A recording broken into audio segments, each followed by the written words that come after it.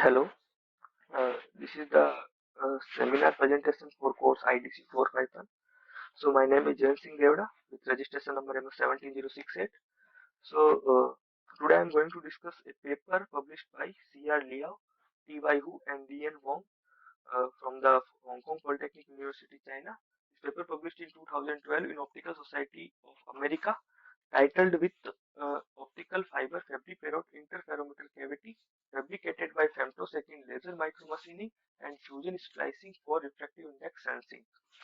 So here is the content of this presentation: brief introduction, operation principle of the system, device fabrication process, experimental result and discussion, and finally conclusions.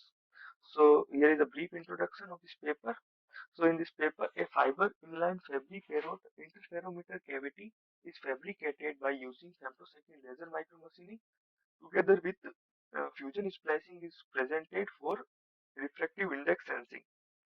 So the fabric-parrot interferometer cavity is formed by drilling a micro hole at the end facet of single mode fiber, followed by fusion splicing, and finally inscribing a micro channel by femtosecond laser micromachining to vertically cross the cavity and allow the refractive index liquid to flow in. So such a refractive index sensor is simple in structure, easy for fabrication, and reliable in operation. So in this paper, the final result, the refractive index sensitivity obtained around a 994 nanometer per refractive index unit, and the temperature cross sensitivity was obtained around 4.8 into 10 to the power minus 6 refractive index unit per degree Celsius. So here is the operational principle of the system. So this figure shows the systematic diagram of the fabric-parrot interferometer sensor system proposed in the paper, in which a hollow sphere with vertical opening serves as the fabric-parrot cavity. So the incident light beam along the single mode fiber uh, can be uh, can be reflected by two surfaces of this hollow sphere, one from here and another from here, and recombined in the fiber core and resulting in an interference pattern at the output. So the broadband source provides the laser light, and the optical signal analyzer OSA analyzes analyzes the reflected intensities. So assuming that the light intensity of two reflected beam by the two surfaces of the fabric-parrot cavity is I1 and I2 respectively, then the interference signal intensity is given by I equals to I1 plus I2 plus 2 under I1 I2 cos 4 pi NL upon lambda plus phi naught. Here lambda is the wavelength of the incident light, n is the refractive index of cavity medium, L is the cavity length, and phi naught is the initial phase of the interference. So at the fringe dip position, the phase difference of the two reflected light beams satisfy the condition of maxima. So this condition is 4 pi NL upon lambda plus phi naught equals to 2m plus 1 pi. So this condition, which is nothing but the maxima condition for the fabric-parrot interferometer, and the fringe spacing in the spectrum can also expressed by the formula lambda square by 2nl. So here is the device fabrication process. So how can the device is fabricated? So first picture shows the femtosecond laser. Uh, so here the femtosecond laser creates a micro hole around the diameter of 1 micrometer at the center of cleaved fiber and facet. And in the uh, second picture, the fiber tip with the micro hole spliced together with another cleaved single mode fiber tip, and uh, followed by fusion splicing, the fabric-parrot cavity is formed. So so in the picture D, so by the femtosecond laser light, we can create a vertical hole in the fabric-parrot cavity to make the fabric-parrot cavity with micro channel. And here is a real life picture of the fabric-parrot cavity, and this is the real life picture of the fabric-parrot cavity with micro channel. So this is the process for fabrication of this device. So here is the experimental result and discussion. So this figure shows the reflection spectra corresponding to the refractive index values of 1.315, 1.32 and 1.325 respectively. And a red shift of deep wavelength can be clearly observed here. So this can be also demonstrated by this theoretical formula. So the transmission deep wavelength corresponding to different refractive index values within the range between 1.31 and 1.39 are demonstrated in this figure. So where a good linear relationship with the linearity of 99.9% is obtained, and this curve can be compared with the theoretical formula as well, where we have a linear relation between refractive index unit uh, and the wavelength. So by this plot, the refractive index sensitivity was obtained around 994 nanometer per refractive index unit.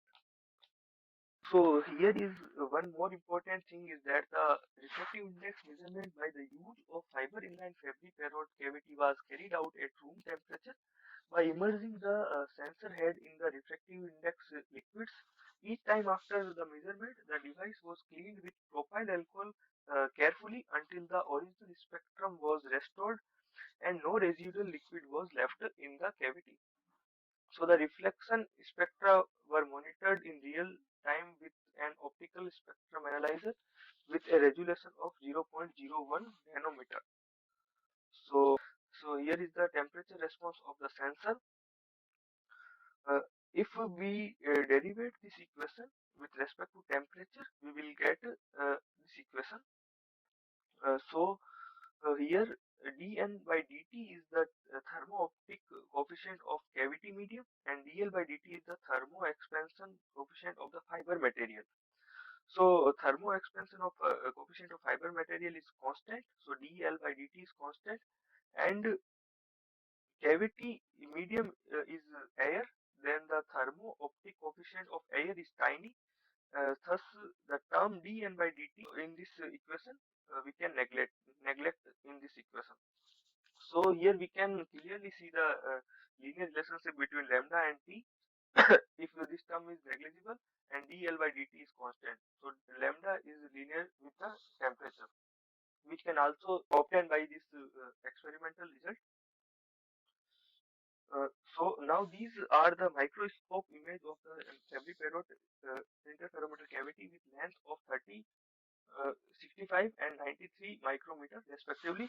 This is the reflection spectra of fiber inline fabric parrot interferometer with different cavity length. So here you can see by the formula as well for the fixed refractive index, if L will increase, the wavelength decreases, and this is what this figure is showing. So now this figure shows simulated fringe spacing as a function of cavity length and the wavelength of 1550 nanometer. The black line is the calculation result, and the red square shows the experimentally obtained value. Again, as you can see by the formula, for fixed wavelength, we have inversely proportional relation between the fringe spacing and the cavity length. So, why should we use the optical fabric parrot interferometer cavity to measure refractive index? So here is some points. So the first point is its miniature size. We can use it for many sensor applications. So this is a inline structure, so laser beam cannot be scattered so much. And the third one is convenient reflection mode of detection, and its linear response and its sensitivity. So these are some points. So we can use the optical fiber fabric parrot interferometer cavity to measure refractive index. So here is the conclusions of this presentation. So the first is a fiber inline uh, fabric parrot interferometer cavity sensor has been proposed and demonstrated for refractive index measurement. And second, index values causes the change of optical path difference of Fabry-Perot interferometer, which we have seen before, and which in turn leads to an interference spectrum shift. The refractive index sensitivity achieved in the experiment is 994 nanometer per refractive index unit, and the temperature cross sensitivity is obtained 4.8 into 10 to the power minus 6 refractive index per degree Celsius. So here is the reference of this paper. So finally, thank you.